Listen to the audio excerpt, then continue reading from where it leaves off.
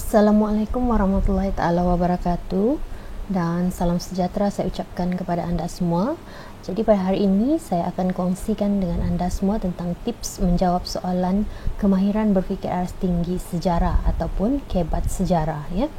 Sebenarnya soalan kebat ini adalah suatu soalan yang menjana pemikiran seseorang ataupun menggalakkan seseorang itu berfikir secara matang, ya, untuk mengutarakan pendapat ataupun jawapan. Kenapa kita diuji dengan soalan-soalan kebat begini? Ke arah melahirkan generasi yang berketerampilan dan juga mampu berdaya saing. Namun begitu, terdapat calon-calon yang kadang-kadang agak sukar, ya, untuk menjawab soalan kebat. Tidak ada idea ataupun sehingga menyebabkan menghantar ruangan jawapan yang kosong atau kertas jawapan yang kosong, ya. Maknanya langsung tidak menjawab. Jadi untuk membantu calon-calon, ya, sekurang-kurangnya tidak menghantar kertas yang kosong atau tidak menghantar ruang jawapan kosong, dan membantu sekurang-kurangnya calon boleh lulus dalam mata pelajaran sejarah ini, maka kami cuba kongsikan di sini tentang tips, ya, menjawab soalan kebat, khususnya tips yang pertama iaitu japasi pil, dan yang satu lagi adalah formula easy kebat. Jadi apakah dia japasi pil dan formula easy kebat? Dengarkanlah perkongsian saya pada kali ini. Biasanya soalan kebat merupakan pecahan terakhir soalan, ya, bagi soalan struktur dan juga soalan esei. Soalan struktur memperuntukkan antara 3 hingga 4 markah untuk soalan kebat, manakala soalan esei biasanya 6 hingga 8 markah, dan akhir-akhir ini biasanya adalah 8 markah, ya. Jadi semua calon perlu menjawab 4 set soalan struktur dan 3 esei, yang mana daripada 4 set soalan struktur dan 3 esei ini membolehkan calon-calon memperolehi 30 hingga 40 markah. Malah kadang-kadang lebih daripada 40 markah, kerana ada soalan-soalan, terutamanya soalan esei, pecahan B dan C adalah soalan kebat. Malah pernah berlaku juga, iaitu soalan 8 bab bab 8 tingkatan 5, pecahan A, B dan C adalah memerlukan jawapan munasabah. Jadi ini merupakan satu peluang, ya, untuk calon-calon mengumpul markah yang baik daripada soalan-soalan kebat dan membolehkan calon mendapat grade yang baik dalam kertas sejarah.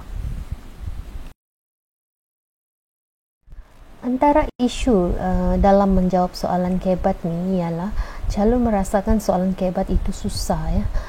Tiada idea untuk menjawab, ya. Kemudian calon juga tidak tahu. Kenapa tidak tahu? Mungkin tidak pernah mendengar, tidak pernah terdedah, tidak pernah membaca dan seumpamanya. Selain itu ada juga calon yang menjawab, ya, dia faham soalan, okey, tetapi apabila menjawab calon tidak mampu memberikan jawapan yang sesuai dengan peruntukan markah. Jadi di sini juga calon boleh kehilangan markah, ya. Jadi cadangan saya, calon perlu membuat persiapan awal. Jadi kita ada satu tempoh yang panjang lagi untuk menghadapi peperiksaan SPM. Jadi saya mencadangkan calon bertindak inquiry, ya, membuat inquiry, iaitu meneroka lebih banyak maklumat, membaca pelbagai maklumat, ya, dari buku teks, ya, dari laman sesawang, media sosial dan sebagainya, supaya calon-calon ini mendapat pengetahuan, maklumat yang meluas, ya, yang boleh digunakan untuk menjawab soalan kebat. Dan yang paling penting juga bagi calon adalah untuk membuat latihan. Calon-calon yang membuat latihan yang banyak, ya, dia akan terdedah, dia akan terlatih dengan soalan-soalan kebat. Semasa membuat latihan itu, calon akan cuba memberikan jawapan dan merujuk jawapan. Jadi di sini secara tidak langsung, daripada tidak tahu, calon akan menjadi lebih tahu tentang perkara-perkara yang dijawab tersebut.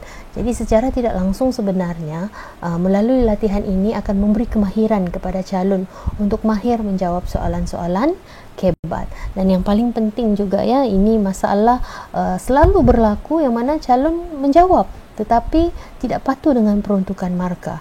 Dan biasanya soalan kebat terutamanya esei tu 8 markah tu, kadang-kadang calon tidak mampu menulis ataupun tidak berjaya menulis ya mencukupi peruntukan 8 markah. Jadi di sini juga menyebabkan calon boleh kehilangan markah. Baiklah, tips menjawab soalan kebat yang pertama iaitu jawapan pasang siap japasipil, yang mana japasipil ni merupakan pendekatan atau kaedah yang dicipta oleh Tuan Haji Ahyadi Guliling and Team. Dan saya mengucapkan terima kasih kepada Tuan Haji Ahyadi and Team kerana sudi memberi kebenaran kepada saya untuk berkongsi dengan anda semua tips ini bagi membantu anda semua menjawab soalan kebat. Jadi jawapan pasang siap atau japasipil ini sebenarnya terdiri daripada dua kata kunci yang utama ya. Yang pertama kata kunci P. P itu adalah perpaduan ya. Jadi anak-anak kepada kata kunci perpaduan itu antaranya ialah tolong menolong, silaturahim, hormat menghormati, masyarakat penyayang, negara stabil, kesejahteraan dan kemakmuran, seterusnya pengagihan kekayaan. Manakala IL itu pula merupakan ilmu pengetahuan. Jadi anak-anak kepada kata kunci utama ilmu pengetahuan ini ialah mahir ya, kecekapan, kreatif dan inovatif, mencipta produk, image negara, berdaya saing, ekonomi negara. Jadi dua kumpulan jawapan ini sebaik-baiknya murid hafal ya, atau lebih baik kalau murid boleh memahami ya perpaduan ni. Anak-anak kata kunci dia tu semua berkaitan dengan perpaduan. Begitu juga ilmu pengetahuan. Kata kunci yang kecil itu menyokong kepada kata kunci yang besar iaitu ilmu pengetahuan. Jadi kita gunakan kata kunci utama tu, kemudian diikuti anak-anak kata kunci itu untuk membuat ayat bagi menerangkan ataupun menulis jawapan. Seterusnya kita lihat pula bagaimana japasipil ini diaplikasikan. Ini merupakan contoh jawapan murid ya. Yang mana kalau kita tengok ini merupakan soalan SPM 2019 iaitu soalan 9C. Soalan berbunyi, berikan cadangan anda untuk menjadikan Persekutuan Malaysia terus cemerlang dan gemilang. Peruntukan markah untuk soalan ini adalah 8 markah. Jadi kita tengok di sebelah kiri tu adakah calon ini respon kata tugas. Untuk menjawab esei yang paling penting sekali untuk permulaan ayat, calon kena respon kata tugas. Jadi jawapan murid ini, cadangan saya untuk menjadikan Persekutuan Malaysia terus cemerlang dan gemilang, di situ menunjukkan calon ini respon kata tugas. Kemudian kita tengok yang kedua, adakah calon ini menulis ayat lengkap, menulis esei? Ya, memang jelas ini adalah esei, ini adalah ayat yang lengkap. Kemudian adakah calon memberikan fakta, huraian dan contoh? Jadi kita lihat jawapan calon yang pertama, cadangan saya untuk menjadikan Persekutuan Malaysia terus cemerlang dan gemilang ialah dengan mementingkan aspek perpaduan ya. Jadi perpaduan itu tadi seperti yang saya jelaskan sebelum ini ialah P itu tadi ya, kata kunci yang utama ya, ini P, perpaduan. Jadi di sini calon sudah mendapat 1 markah, M1, munasabah 1 ya. Kemudian seterusnya melalui perpaduan masyarakat akan sentiasa mengamalkan sikap tolong menolong antara satu sama lain. Jadi tolong menolong tu tadi adalah anak ya, kata kunci anak kata kunci bagi perpaduan. Jadi di sini calon mendapat lagi 1 markah. Jadi coding dia M2 iaitu munasabah yang kedua. Selain itu wujud hubungan silaturahim. Sekali lagi calon dapat 1 markah, munasabah 3. Di samping itu lahir sikap hormat menghormati, seterusnya dapat lagi 1 markah iaitu M4 dalam kalangan masyarakat pelbagai kaum, budaya dan agama. Seterusnya masyarakat penyayang akan dibentuk. Okey. Jadi dapat lagi satu markah ya, M5. Dengan itu negara akan stabil, dapat markah. Seterusnya keadaan ini akan membolehkan rakyat menikmati kesejahteraan dan kemakmuran hidup. Akhir sekali ya. Sebelum tu di sini dapat lagi satu markah M7 ya. Akhir sekali membawa kesan pengagihan kekayaan negara akan terjamin ya. Di sini calon dapat lagi satu markah. Jadi kalau kita lihat di sini calon tadi dia patuh pada tips PIL tadi ya, bermula dengan perpaduan kata kunci yang utama diikuti kata kunci yang kecil-kecil, tolong menolong, silaturahim, hormat menghormati, masyarakat penyayang, negara akan stabil, kesejahteraan dan kemakmuran, dan juga pengagihan kekayaan. Kemudian kita tengok, adakah calon ini menggunakan penanda wacana? Ya, calon ini menggunakan penanda wacana. Setiap ayat dia yang berikutnya, calon ini menggunakan penanda wacana untuk menunjukkan kesinambungan ya, antara satu ayat dengan satu ayat. Adakah calon ini mengasingkan perenggan? Tidak. Tetapi seperti yang saya pernah jelaskan, tidak semestinya calon mengasingkan perenggan. Tapi kalau diasingkan lebih baik, kerana calon terus boleh melihat sudah berapa perenggan yang ditulis. Jadi di situ menunjukkan jumlah ya, isi yang telah ditulis oleh calon ya. Adakah calon ini mematuhi peruntukan markah? Kita lihat calon ini dapat satu markah di sini, satu markah di sini, satu markah di sini, satu markah di sini, dan satu markah, satu markah, satu markah, satu markah. Jadi calon ini mendapat 8 markah. Baiklah, tadi kita sudah melihat contoh jawapan calon yang menggunakan kata kunci utama, iaitu perpaduan. Sekarang kita lihat pula bagaimana jawapan murid ya, yang menggunakan kata kunci ilmu pengetahuan. Jadi kalau kita lihat di sini soalan SPM 2019-9C, soalan yang sama, iaitu berikan cadangan anda untuk menjadikan Persekutuan Malaysia terus cemerlang dan gemilang ya, 8 markah. Jadi kalau kita lihat di sini calon memang respon kata tugas dan memang menjawab dalam bentuk esei. Jadi kita tengok adakah calon ini memberikan fakta, huraian dan contoh. Kita lihat cadangan saya untuk menjadikan Persekutuan Malaysia terus cemerlang dan gemilang ialah dengan mementingkan aspek ilmu pengetahuan atau pendidikan. Jadi seperti yang saya tunjuk di awal slide tadi, pengetahuan itu adalah kata kunci yang utama. Jadi nanti kita akan lihat bagaimana huraian calon ini untuk ayat yang seterusnya akan menggunakan anak-anak kata kunci daripada kata kunci utama tadi, yaitu pengetahuan. Ya, kita tengok ayat berikutnya. Seterusnya di sini pengetahuan calon dapat satu markah ya, M1 ya. Seterusnya, melalui pendidikan akan melahirkan rakyat yang mahir dalam pelbagai bidang. Jadi di sini anak kata kunci yang pertama, yaitu mahir, dapat lagi satu markah, M2. Berikutnya, kecekapan rakyat dapat ditingkatkan, M3, kecekapan. Selain itu, masyarakat akan menjadi kreatif dan inovatif dalam pelbagai bidang ya, kreatif dan inovatif, M4, munasabah 4. Seterusnya, rakyat akan mencipta produk baru untuk keselesaan hidup, mencipta produk baru ya. Dan yang di sini juga satu markah. Dan yang berikutnya, masyarakat akan lebih berdaya saing yang akan meningkatkan imej negara ya. Jadi di sini dapat satu markah, yaitu M6. Seterusnya, imej negara juga dapat satu markah, M7. Akhir sekali, ekonomi negara akan berkembang maju, ekonomi negara, di sini M8.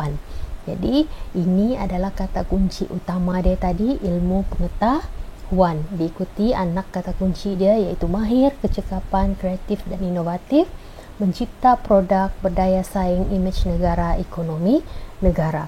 Jadi kalau kita lihat contoh esei ini juga menggunakan penanda wacana ya, untuk menghubungkan antara satu ayat dengan satu ayat.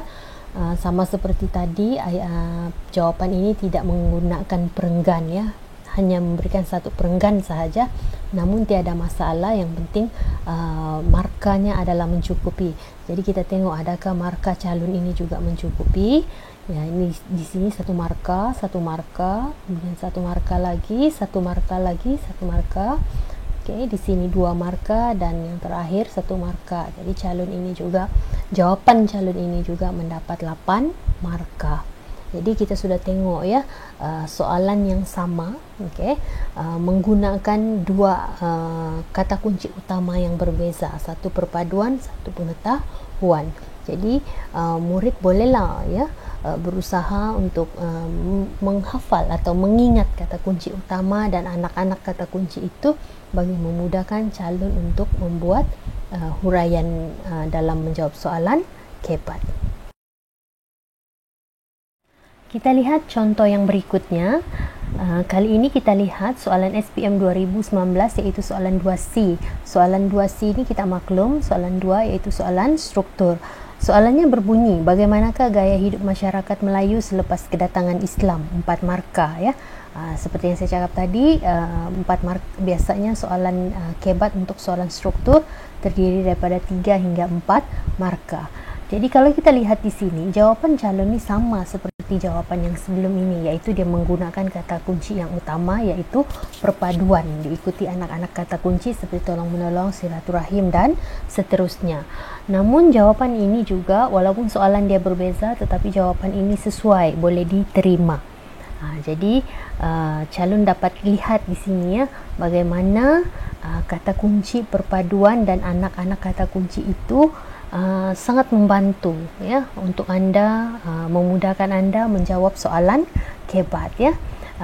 Di sini calon ini juga menggunakan penanda wacana, mendapat 8 markah, tapi sebenarnya markah maksimum adalah 4. Jadi terpulang kepada calon. Cuma cadangan saya, biarlah beri lebih, jangan kurang.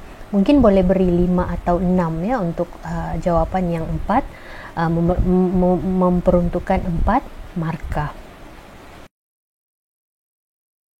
Kita lihat contoh yang berikut ini. Sama juga soalan SPM 2019, soalan 4C. Mengapa British tidak menyerahkan kuasa eksekutif ataupun kuasa pentadbiran kepada rakyat tempatan Tanah Melayu? Peruntukan markah sebanyak 4. Jadi kalau kita lihat di sini, markah murid ni 8 ya, kerana murid ini memberikan kata kunci utama iaitu perpaduan, diikuti anak-anak kata kunci. Cuma ada perubahan sedikit ayat ya, disebutkan mengapa British tidak. Jadi tidak tu negatif kan, jadi ayat yang perlu ditulis tu juga perlu respon sama seperti bunyi soalan tu. Jadi di sini kalau kita lihat, British tidak memberikan kuasa eksekutif kerana tiada perpaduan. Jadi murid boleh menambah perkataan tiada, kurang dan seumpama dengannya. Seterusnya kita tengok, seterusnya masyarakat tidak mengamalkan sikap tolong menolong. Tidak mengamalkan sikap tolong menolong ya, antara satu sama lain. Selain itu, tidak wujud hubungan silaturahim yang istimewa antara masyarakat.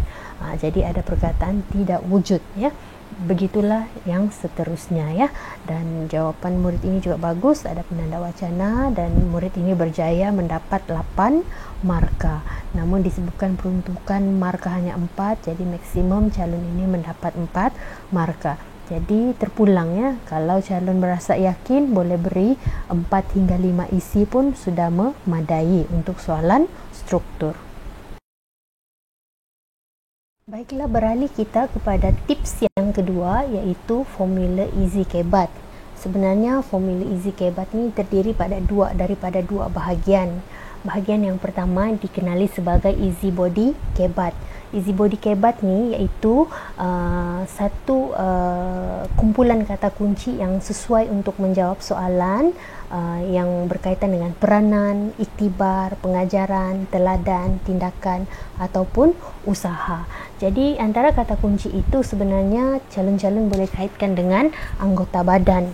Ya, sebab kadang-kadang bila kita berada di Dewan Peperiksaan, kadang-kadang kita jadi blur, kadang-kadang boleh jadi blank. Jadi sekurang-kurangnya kalau kita ada idea, kita masih ingat anggota badan kita, mata tu untuk berpandangan jauh, mulut berani bersuara, berkata benar, memotivasikan, hati dikaitkan dengan cintakan negara, jujur dan ikhlas. Kemudian tangan tu kita kaitkan dengan kata kunci seperti memimpin, membimbing, mendorong, kaki berdikari, gigi berusaha. Seterusnya otak boleh berfikir secara kreatif dan inovatif, berpengetahuan, mencipta, rasional. Kemudian telinga, membolehkan kita ni mendengar banyak perkara, menjadikan kita lebih prihatin atau peka ataupun ambil berat. Bahu, bertanggung jawab atau menjalankan amanah. Perut, bertolak ansur, bersatu padu, kerana kalau kita makan macam-macam kita makan kan, lepas tu kenyang. Jadi makanan tu bertolak ansur di dalam perut. Jadi murid-murid hanya menggunakan anggota badan kita ini untuk menghasilkan kata kunci bagi menjawab soalan yang berkaitan dengan peranan, iktibar, pengajaran, teladan, tindakan maupun usaha. Contohnya, kalau kita ditanyakan apakah iktibar daripada kegiatan ekonomi masyarakat kerajaan agraria. Iktibar daripada kegiatan ekonomi masyarakat agraria ialah kita mestilah kreatif dan inovatif, mencipta produk baru untuk memajukan negara. Selain itu, kita hendaklah peka dan ataupun ambil berat terhadap dasar-dasar kerajaan yang membolehkan kita menjalankan tanggungjawab memajukan negara. Macam itulah ya, guna kata kunci yang boleh kita hasilkan daripada anggota badan untuk menjawab soalan. Seterusnya, bahagian kedua pula ialah impak ya. Impak ni adalah kata kunci yang sesuai untuk menjawab soalan yang berkaitan kepentingan, kebaikan, faedah, manfaat, pengalaman, penghayatan ataupun kesan ya.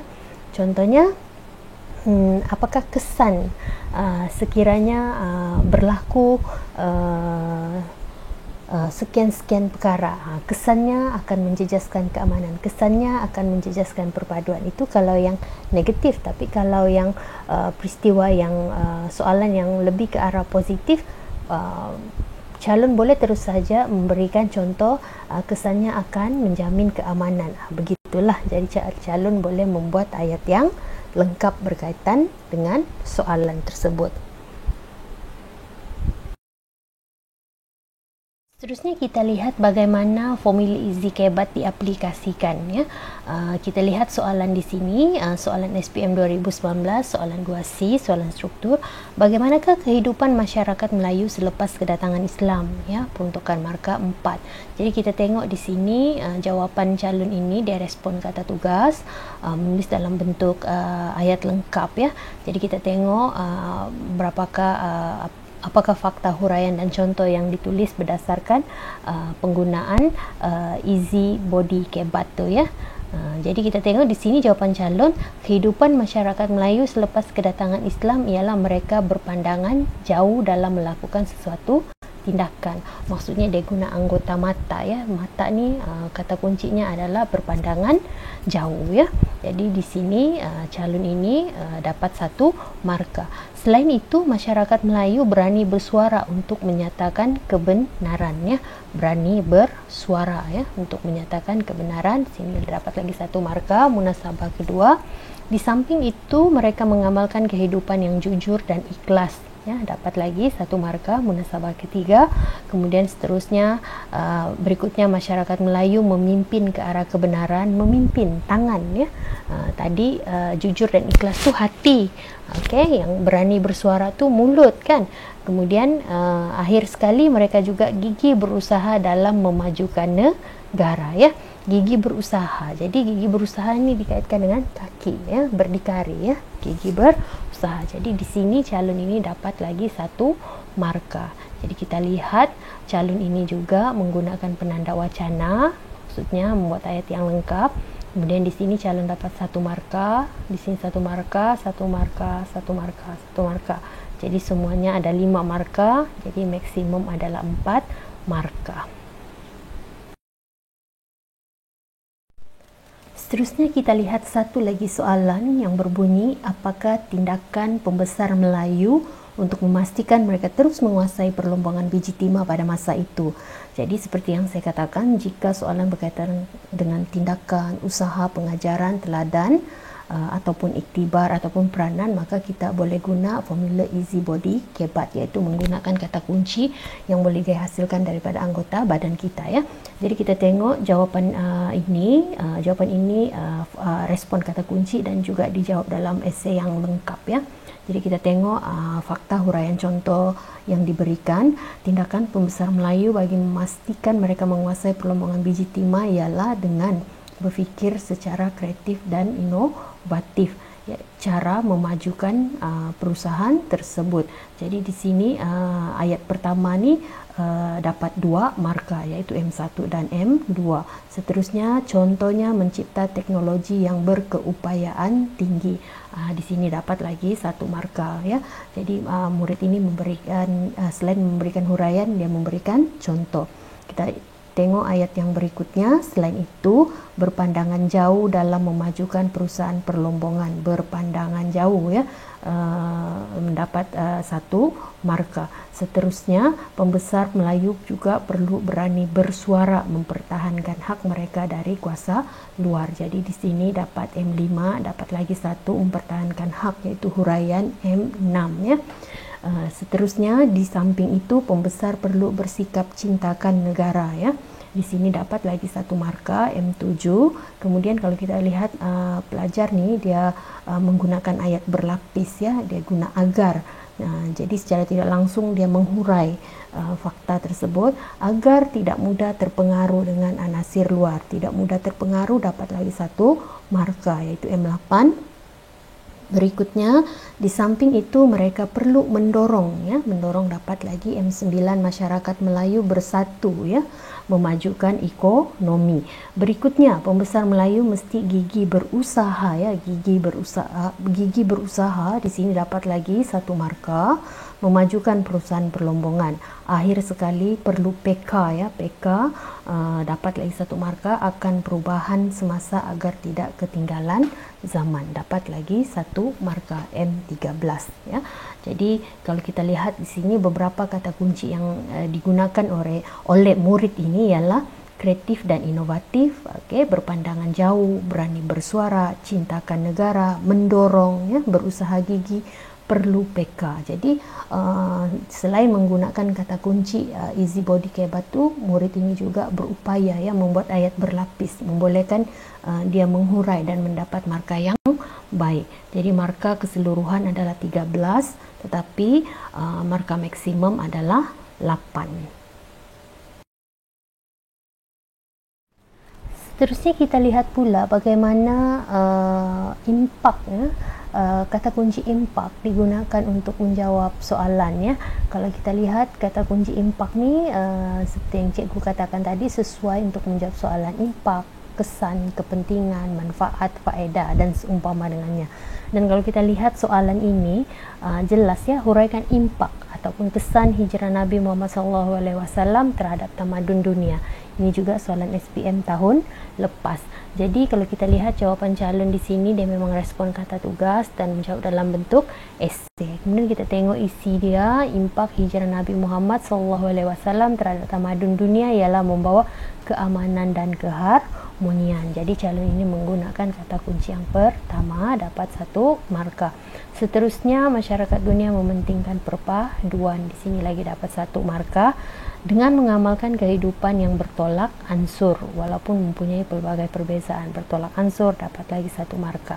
Berikutnya, situasi ini membawa kepada kestabilan politik, ya, dapat lagi 1 markah. Selain itu dapat membawa kemajuan ekonomi, membawa kemajuan ekonomi, ya. Selain itu menjamin hak asasi, dapat lagi 1 markah. Seterusnya, masyarakat dunia dapat menikmati kemajuan pendidikan.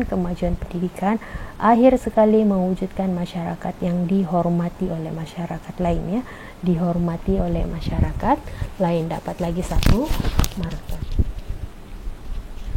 Jadi di sini kita lihat calon ini juga menggunakan penanda wacana, membolehkan ayat yang dihasilkan itu lengkap, ya.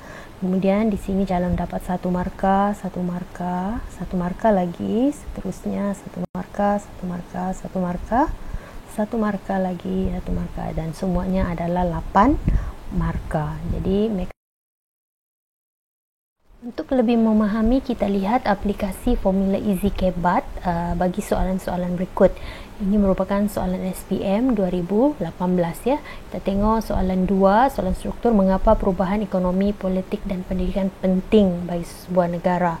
Jadi bila ada perkataan penting tu, sudah tentulah kumpulan jawapan tu adalah impak ya. Kemudian mengapa Perancis melakukan perubahan sistem pentadbiran di Indochina? Jadi perubahan itu juga merujuk kepada kumpulan jawapan impak. Kemudian apakah kepentingan warisan tersebut kepada dunia moden? Berikan hujah anda. Kepentingan juga berkaitan impak. Mengapakah perkara-perkara sensitif tidak boleh dipersoalkan? Sensitif tidak boleh dipersoalkan, akan mendatangkan kesan. Jadi ini juga impak ya. Kemudian soalan esei yang berikutnya, soalan 10, mengapakah perpaduan bangsa diberikan keutamaan, kepentingan. Ini juga ada kaitan dengan impak ya.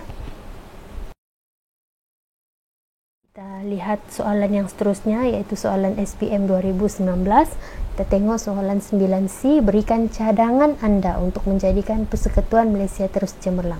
Jadi seperti yang saya tunjukkan sebentar tadi, apabila soalan yang berkaitan cadangan, tindakan, iktibar pengajaran, itu kita boleh ambil atau boleh guna formula easy body kebat ya. Kemudian soalan 10, mengapa matlamat menyatu padukan kanak-kanak dan menyediakan tenaga kerja penting. Jadi ini sudah tentu impak. Kemudian bagaimanakah langkah tersebut ya memberi manfaat kepada negara. Okey, ini soalan 11 tahun lepas. Okey, juga kita boleh gunakan kata kunci daripada koleksi jawapan impak untuk menjawab soalan ini. Berdasarkan 2 tips tadi, cikgu berharap calon-calon SPM ya mendapat idea untuk menjawab soalan kebat ya.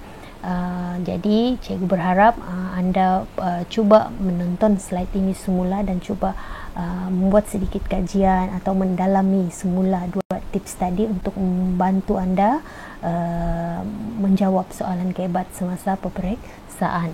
Jadi untuk yang terakhir, saranan saya kepada semua calon SPM apabila menjawab soalan kebat, yang paling penting ya soalan mesti respon kata tugas ya.